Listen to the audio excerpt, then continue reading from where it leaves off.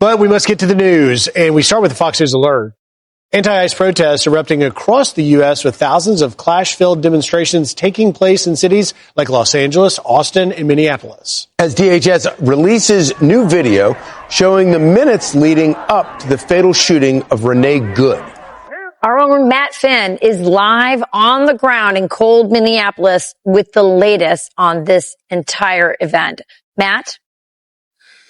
Hi, Rachel. The protests here in Minneapolis seem to be growing larger. Yesterday, a massive crowd, thousands and thousands of people gathered in Powderhorn Park in Minneapolis. That's a notable location because that is where former Minneapolis City Council members announced their now failed campaign to dismantle the police here in Minneapolis, and that really sparked a nationwide movement. Now, yesterday, after the demonstrations in that park, also similarities to the George Floyd riots in 2020, protesters marched down Lake Street.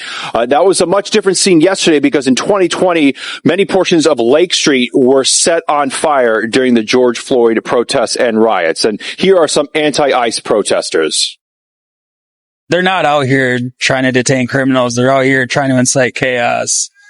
And just, it has to be stopped. I have always been surrounded by a lot of immigrants and my family and my roots. So I'm here to stand up for what I think is right, and we as a community are here together. Now, Minneapolis police say well over 1,000 protesters and some rioters damaged parts of the Renaissance and Canopy hotels downtown Friday. 29 people were arrested, one officer injured after being hit with a piece of ice. And there's also new video leading up to the moments of Renee Good's shooting death by an ICE agent on Wednesday.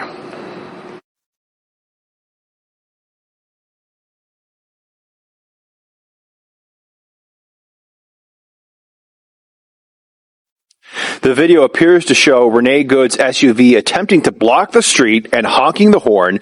Now, Border Patrol here on the ground, they tell us it is dangerous for agents to be blocked in by a car because there are so many anti-ICE agitators who quickly surround them.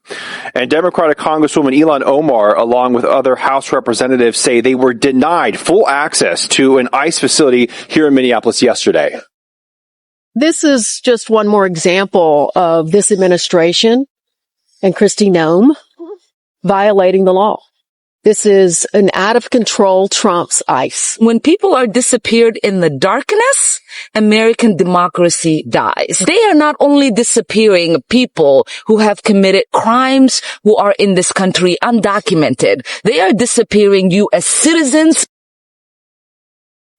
Now, DHS fired back saying members of Congress were notified that their visit was improper and out of compliance with existing court orders and policies which mandate that members of Congress must notify ICE at least 7 days in advance of congressional visits. DHS also says Representative Omar basically led protests, cheered these protests on at the ICE facility. Back to you guys in New York. Thank you, Matt. Thanks, Matt. Hey, Charlie, and Griff, do you guys remember Bill Bennett? He wrote a book called The Death of Shame. Yes, indeed. That's what I think about when I see Ilhan Omar just showing her face. Like, does she know shame of everything that's just happened in the Somali community? That she clearly knew what was going on in that, and she has turned a blind eye. She's defended it, and here she is, talking about all of this and getting on her high horse and really instigating and fueling so many of these riots here and protests against ICE, just trying to get rapists and murderers off the streets. I keep wondering, why, you say who's funding these groups?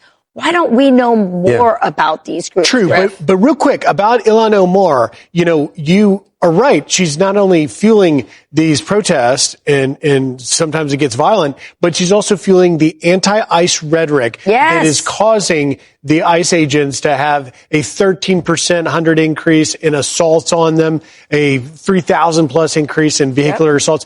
But at the end of the day, Ilhan Omar is entitled to her opinion, but not entitled to her facts, as the saying goes. And she is spreading this narrative that ICE is out to kill citizens and round up and disappear U.S. citizens. It's preposterous. It's not true. And actually, the people she's protecting, as we just pointed out earlier today, a illegal immigrant from Laos was convicted of sexually assaulting a 13-year-old child, then was allowed to roam free in Minneapolis because of the sanctuary city policy. And now ICE has a duty, an obligation to be there, and she is spreading a narrative that is totally false. Yeah, they also picked up a Somali murder as well, an illegal immigrant Somali murder. She didn't say anything about that. So if your political platform, if your political effort right now is to defend child rapists, which is what Ilhan Omar and other Democrats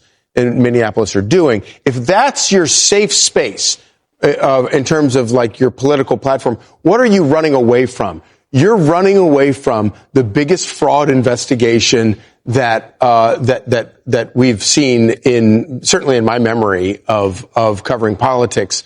And as we've spoken to, yesterday and today to, reported that, this is we're just looking at Minneapolis, but this is going on all over the country. And earlier in the earlier hour, we talked to Dustin Greggy, who's a columnist based in Minneapolis, talking about some of these protests, and this is what he had to say. There was a lot more energy and ultimately a lot more flames in the summer love. Right now, the winter love isn't quite kicking off to what it used to be. And simply put, it's because of videos like this that have recently come out where we're seeing 3.5-minute narrative busters where DHS and President Trump ended up being correct from day one that this woman was impeding on law enforcement. She knew exactly what she was doing. She wasn't simply a mom dropping off her kids or in the wrong place at the wrong time. She had been following them all day at this point and ultimately honking her horn and smiling and dancing to the beat of it. And ultimately, how do we get here? It's because of politicians like Tim Walz who came out here, labeled these ICE agents as Gestapo, and Peggy Flanagan, our lieutenant governor, who told these activists to, quote unquote, put their bodies on the line.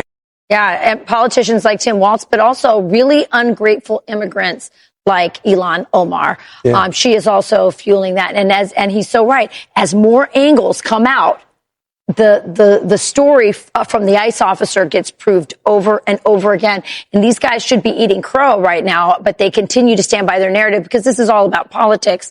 It has nothing to do with what's right for the city of Minneapolis, the neighborhoods that are being set free from having rapists and murderers, and that wall was incredible that you had up. And this may work for Minneapolis politics for Ilhan Omar, but I can't help but think that broadly speaking, nationwide, this does not help Democrats. No, and history is going to look at this and say, as that report said, how did we get here? And they're going to look at the longer arc to realize that one president, Joe Biden, opened up the border and greatly put America's public safety, national security cleaning up that at tremendous risk by releasing more than 12 million illegal aliens from all over the world.